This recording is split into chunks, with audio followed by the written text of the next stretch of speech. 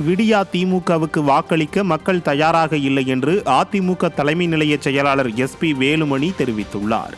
கோவை தொண்டாமுத்தூர் சட்டமன்ற தொகுதிக்குட்பட்ட நரசிபுரம், வெள்ளிமலைப்பட்டினம் ஊராட்சிகளுக்குட்பட்ட தொண்டர்களுக்காக ஆலோசனை கூட்டம் மற்றும் உறுப்பினர் உரிமை சீட்டு வழங்கும் நிகழ்ச்சி விராலியூரில் முன்னாள் அமைச்சரும் அதிமுக தலைமை நிலைய செயலாளருமான SP வேலுமணி தலைமையில் நடைபெற்றது.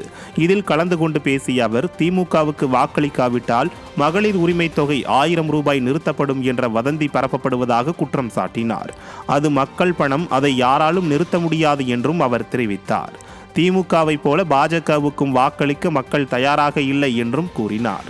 இந்த நிகழ்ச்சியில் MGR மன்ற மாநில துணை செயலாளர் தோப்பு அசோகன், கோவை புறநகர் தெற்கு மாவட்ட துணைத் தலைவர் மாவட்ட பொறுப்பாளர் கருப்புசாமி, அம்மா பேரவை மாவட்ட துணை செயலாளர் விஜயகுமார், பேரூர் ஒன்றிய செயலாளர் ராஜா என்ற ராமமூர்த்தி, தொண்டாமுத்தூர் ஊராட்சி மன்ற தலைவர் மதுமதி விஜயகுமார் உட்பட கழகத்தின் முக்கிய நிர்வாகிகளும் பூத் கமிட்டி பொறுப்பாளர்களும் தொண்டர்களும் ஏராளமானோர் கலந்து கொண்டனர்.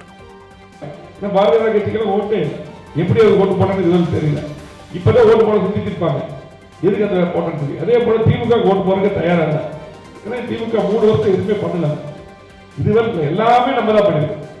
கிராமத்துக்கு போற ரோடுகள், தோட்டங்களுக்கு போற ரோடுகள், எல்லா பாலங்கள் 50 கிலோமீட்டர் கூட்டு கொண்டு தண்ணி கொண்டு கொடுத்துருக்கோம். அத்திகளும் தண்ணிக்கு கொண்டு கொடுத்துருக்கோம். அம்மா இருக்கும்போது கேட்டு வாங்கி நீங்க 50 கோடி காலேஜ் கட்டி கொடுத்துருக்கோம். யூனியன் ஆபீஸ், அதே போல பாத்தீங்கன்னா நம்முடைய தொகுதியில் RD ஆபீஸ், அதே போல பாத்தீங்கன்னா தனி தாலுகா பேரூர்ல நம்ம தொகுதியில அடுக்குமாடி வீடுகள் நம்ம இருக்கும்போது தான் எல்லாத்துக்கும் வீடு கொடுத்தோம். யாருக்கு தெரியும், எல்லாத்துக்கும் இன்னைக்கு ஏழைகளுக்கு வீடு கட்டி கொடுத்தோம். இப்ப ஒரு வீடு கூட முழுவதும் திமுக கட்டி கொடுக்கல. திமுக ஒண்ணுமே பண்ணல, பண்ண போறது இல்லை.